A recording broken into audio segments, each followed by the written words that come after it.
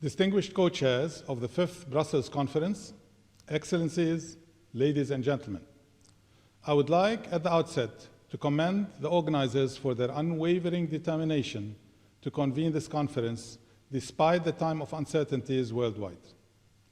The circumstances are particularly daunting for Lebanon and the displaced Syrians, as we are all in the same boat, trying to withstand a storm due mainly to Lebanon's unprecedented, concurrent, and acute crisis compounded by the pandemic outbreak, the tragic port of Beiruut explosion, the ensuing Lebanese people's excruciating ordeal, and the lingering Syrian agony. Therefore, in sharing with you a few points, I look forward to your considerate attention and stabilizing assistance. First, as you know, the state service providers are strained and drained.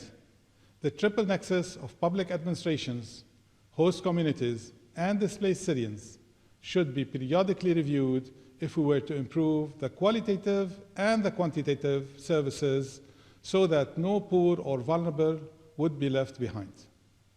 Second, a national COVID-19 vaccination plan was launched on February 14, 2021, aiming to vaccinate around 6.8 million Lebanese and non-Lebanese, including the displaced Syrians and the Palestinian refugees.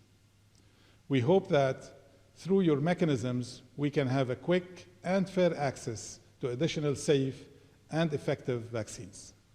Third, reinforcing the social safety net is of paramount importance in a country where poverty continues to worsen, engulfing around 60% of the Lebanese people, amongst them about 25% living in abject poverty, joining most of the displaced Syrians in extreme poverty if Lebanon keeps sinking in the abyss.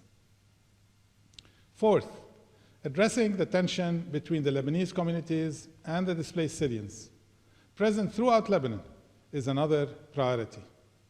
Despite the reported incidents, which I hope will remain isolated, Lebanon continues to provide shelter for the displaced Syrians and to show a caring solidarity. However, their stay is temporary and should not be construed under any circumstances as a local integration, which is a sovereign decision and an act of states in accordance with the conclusions of the UNHCR Executive Committee in 2005. Moreover, the local settlement contravenes the Lebanese constitution. Mr. Chair, after 10 years of the Syrian conflict, the prospect for a political solution is not, regretfully, encouraging, while the various problems of the Syrians and the host communities remain pressing. Indeed, in Lebanon, the massive Syrian displacement weighs heavily on the economy and already cost our country around $46.5 billion, according to the estimate of the Ministry of Finance for the period of 2011-2018. Moreover, it continues to affect the social fabric of Lebanon. Therefore, with the actual political status quo and the fallout on Lebanon, we believe that the Lebanese government plan for the gradual return of the displaced Syrians, adopted on July 22, 2020, should be given the opportunity to reach its goal with the assistance of the international community.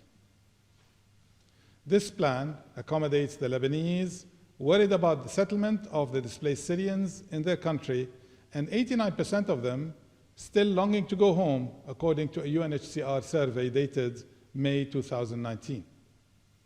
It is based on a set of principles. 1, delinking the return from the political solution. 2, respect of human rights and the principle of non-refoulement. And 3, ensuring the dignified, secure, and non-coercive return of the displaced Syrians to safe destinations in Syria. Hopefully, the UN-led efforts and a common understanding among the concerned actors would achieve a breakthrough to solve the protracted Syrian conflict. To conclude, the Lebanese hospitality to the displaced Syrians has been labeled exceptional, very generous, and unprecedented. It could not have been so had it not been for the Lebanese people. I seize the moment to pay tribute to the ordinary, decent, and good Lebanese for their remarkable resilience and their ongoing hospitality beyond realms of possibility, while experiencing onerous living conditions and enormous constraints, thereby demonstrating their strong faith in the human worth.